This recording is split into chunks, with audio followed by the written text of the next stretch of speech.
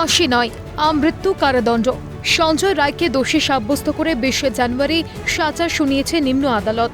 তারপরে সুপ্রিম কোর্টে এই মামলার শুনানি কোন দিকে মোড় নেয় সেদিকে নজর ছিল রাজ্য তথা দেশবাসীর। তবে বুধবার শুনানি পিছিয়ে গেল সুপ্রিম কোর্টে। প্রধান বিচারপতি মধ্যাহ্নভোজের পর জানান, বেশ কিছু টেকনিক্যাল কারণে এই মামলার শুনানি বুধবার সম্ভব নয়।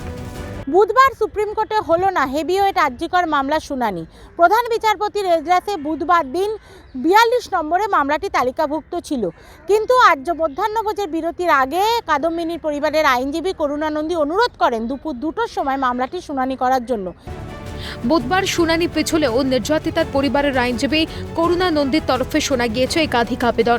সকালে মামলাটি শুনানির জন্য ৪২ নম্বরে এটি তালিকাভুক্ত থাকলেও প্রধান বিচারপতিকে নির্যাতিতার পরিবারের আইনজীবী আবেদনে জানান, মামলাটি দুপুর ২টোর সময় শুনানি হলে ভালো হয়।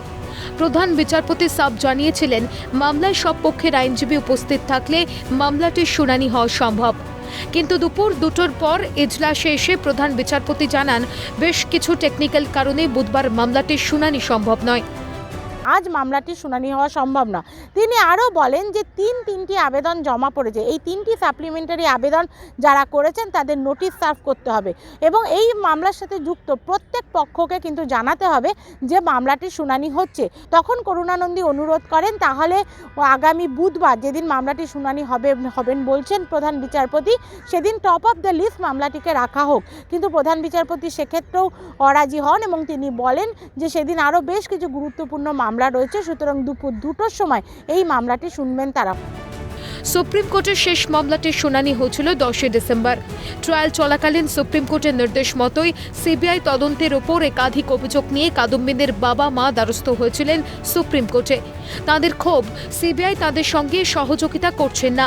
সন্দীপ কিংবা অভিজিৎ জামিনে মুক্ত হয়েছেন এই মামলা থেকে, কারণ সিবিআই সঠিক সময়ে চার্জশিট জমা দিতে পারেনি। তাই তারা সিবিআইয়ের ভূমিকায় খুশি নন। জানুয়ারি মাসে যখন ট্রায়াল কোর্টে বিচার চলছিল সেই সময় সুপ্রিম কোর্টে এসেছিলেন কাদম্বিনীর বাবা মা, কিন্তু আরও ২টি সাপ্লিমেন্টারি আবেদন যে জমা পড়েছে সেটা কারা দিয়েছেন, তাদের কি বক্তব্য, এই বিষয় নিয়ে কিন্তু একটা প্রশ্নচিহ্ন থেকে গেল। দ্বিতীয়ত সিবিআইকেই কিন্তু উদ্দেশ্য করে কাদম্বিনীর বাবা মা অভিযোগ করেছেন। আবেদনপত্রে পরিষ্কারভাবে লেখা রয়েছে যে সিবিআইয়ের তদন্তে তারা অখুশি এবং সুপ্রিম কোর্টের নির্দেশ মতো সিবিআই পরিবারের সাথে যোগাযোগ রেখে বা তাদের সাথে সহযোগিতা করে চলেনি। সবকিছু মিলিয়ে কাদম্বিনীর পরিবার সিবিআইকে কাঠগড়ায় তুলছে তদন্ত ধীর গতিতে চলা এবং এই সমস্ত বিষয়গুলি নিয়ে। কিন্তু সিবিআইয়ের পক্ষ থেকে যে ৭টি স্ট্যাটাস রিপোর্ট সুপ্রিম কোর্টে জমা করা হয়েছে সেখানে কিন্তু তদন্তের অগ্রগতি নিয়ে একাধিক তথ্য রয়েছে। সুতরাং সব কিছু প্রশ্নের উত্তর জানা যাবে আগামী ২৯ তারিখ দুপুর ২টোর সময়, যখন এই মামলা শুনানি হবে সুপ্রিম কোর্টে। নিউ দিল্লি থেকে ইন্দ্রাণী দাশগুপ্ত রিপোর্ট, ক্যালকাটা নিউজ।